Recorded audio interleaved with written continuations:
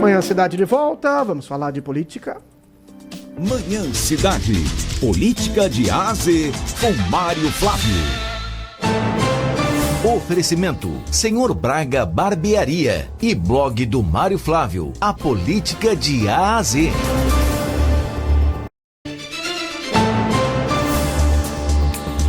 Danilo Cabral balança e pode deixar o comando da Sudene. Mário Flávio, o que está acontecendo? Bom dia. Bom dia, Renata Vitor. Olha, é uma coisa inexplicável, viu, Renata? Eu já vi político cair do cargo por várias questões, né, que envolvem corrupção, denúncias, infidelidade partidária.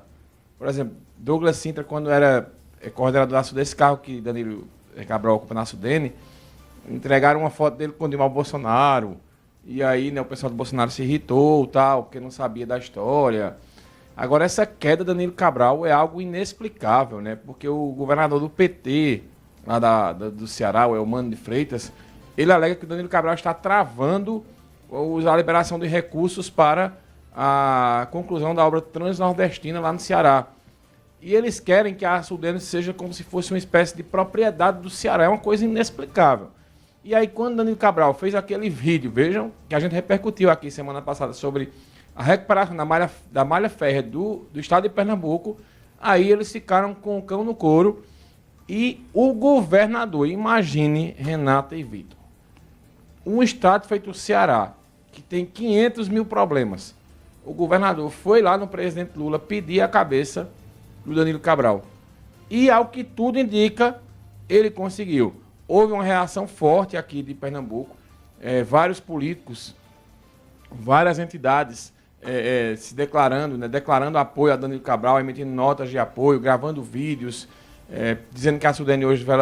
A Sudene hoje ela é para o que ela era antes, Vitor e Renata.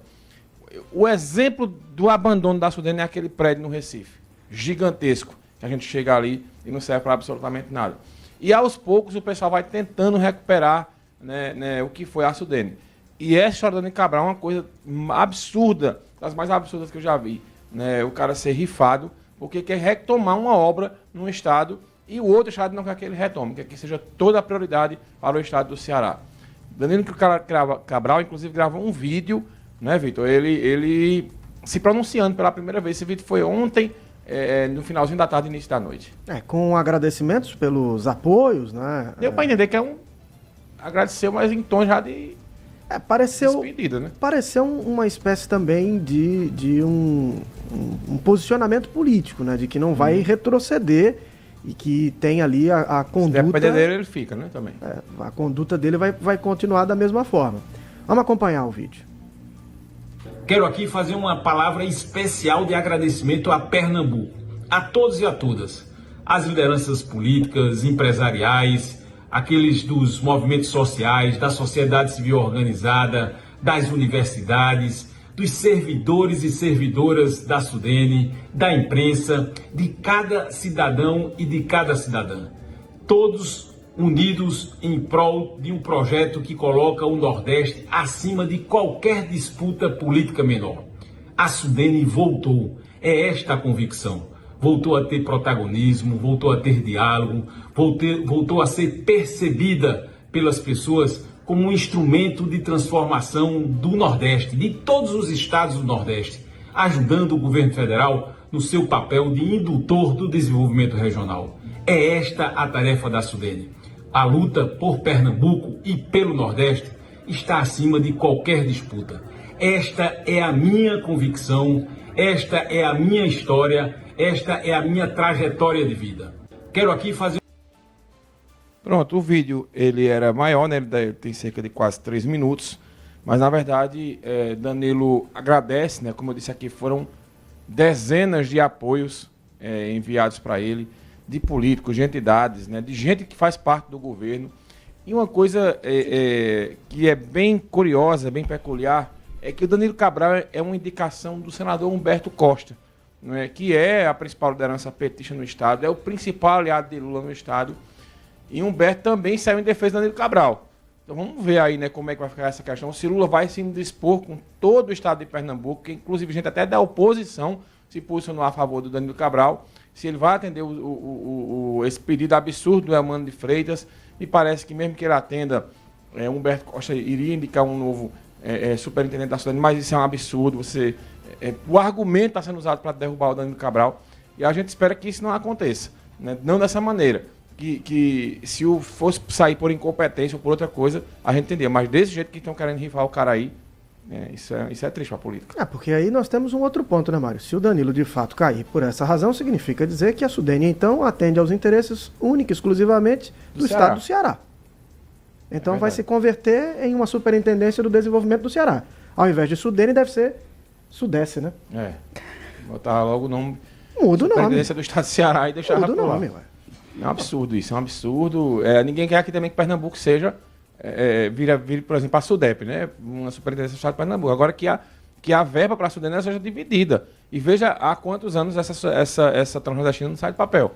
Né? E a gente debateu aqui de forma muito superficial, e eu acho que até vale um debate mais longo, né? A importância de uma retomada da linha férrea aqui no estado de Pernambuco. Então, alguma coisa tem por trás aí que, infelizmente, a gente não está entendendo ainda. Olha, falando da política nacional, ontem um dia foi bastante movimentado.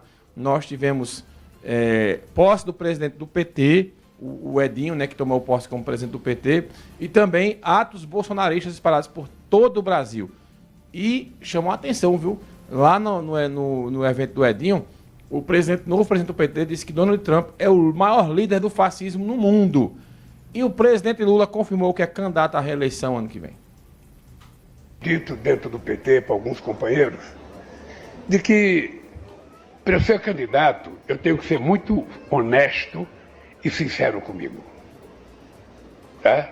Eu, para ser candidato, a gente já sabe disso, eu preciso estar 100% de saúde. Eu decidi ser candidato para depois acontecer comigo o que aconteceu com Biden, jamais.